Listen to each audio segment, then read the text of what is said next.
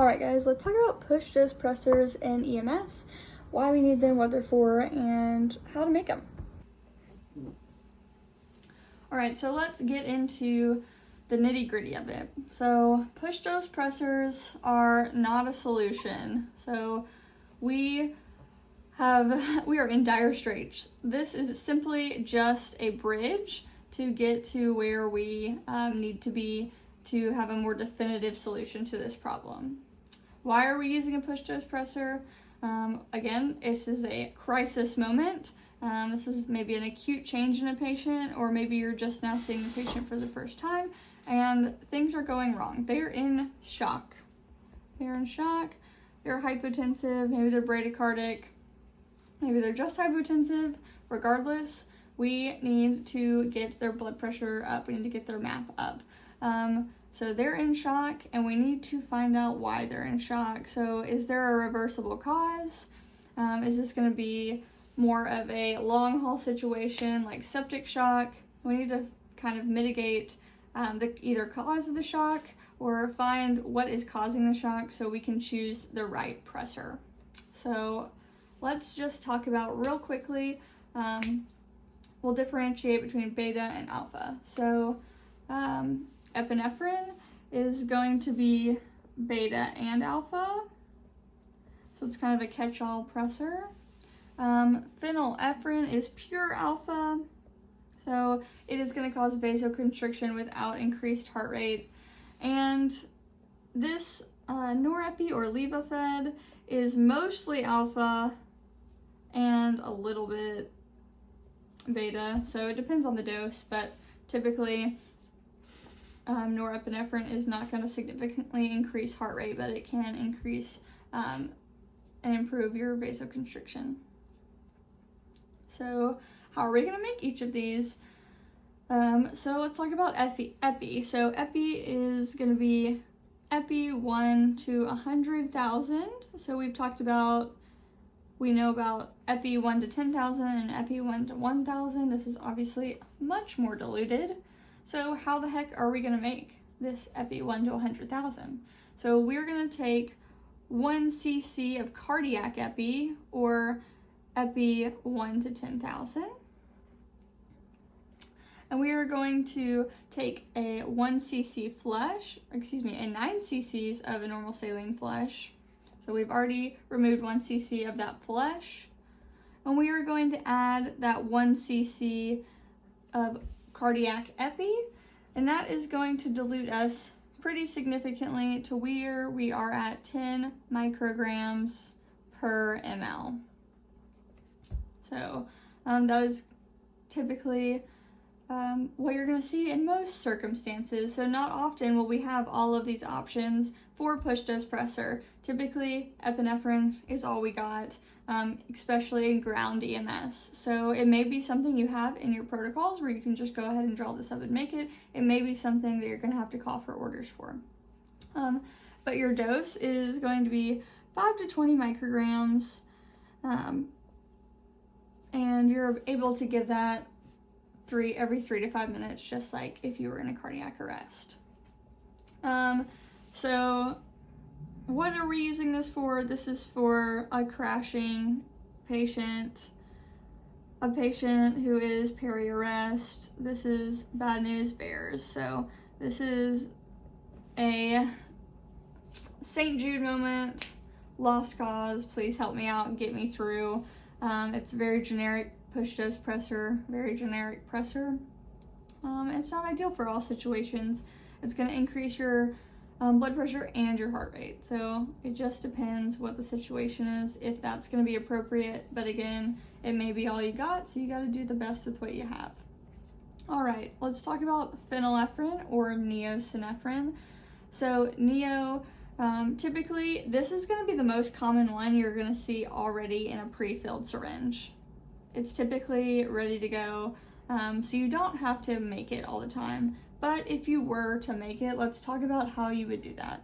So you're going to take 1 cc, typically the concentration is going to be from a 10 milligram per ml vial.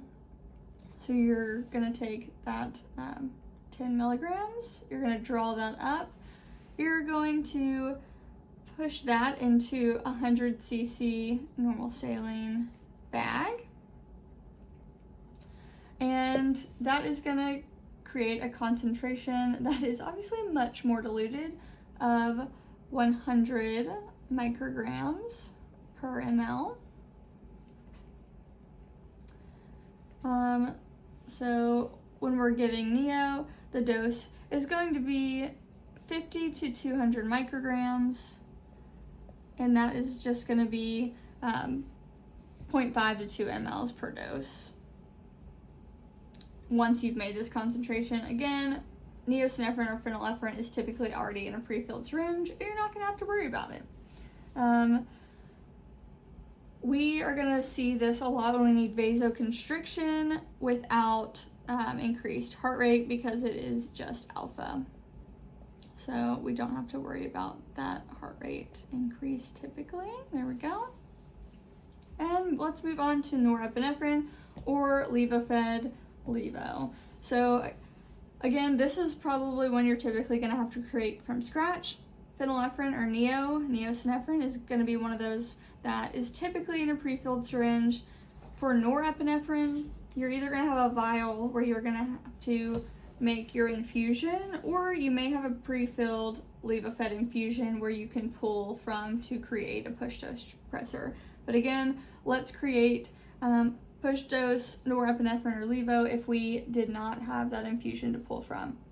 So we're going to take 1 cc from our 4 milligrams per 4 mLs. That's a pretty common concentration that you're going to see. So that's going to be 1 milligram.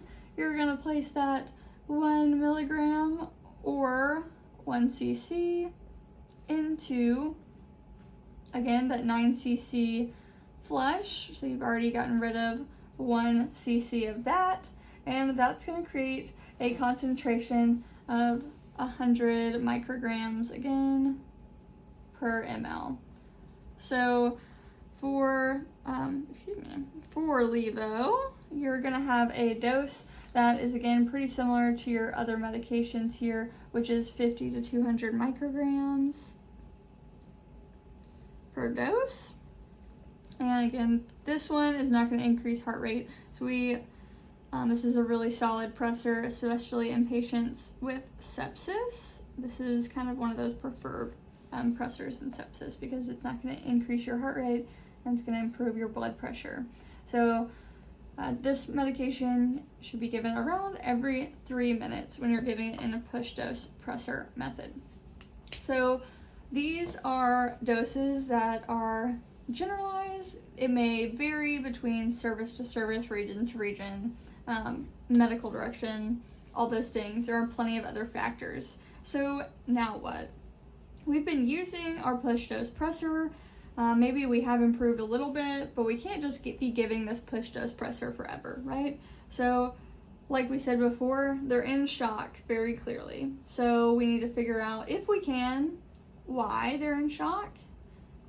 We need to reverse that if we can. If we can't reverse it and it's something that's going to take more of a long haul situation like sepsis, we need to find a more solid long-term solution. So we need to probably, if we can't reverse anything, like this patient has not lost volume, has not lost blood, whatever it is, we need to pick a pressor. So typically, again, you can make a dirty epi drip. That is kind of probably be the most common in most 911 ground services. And then most of the time we're seeing norepi or levo more often, especially in ground 911, but definitely in critical care settings.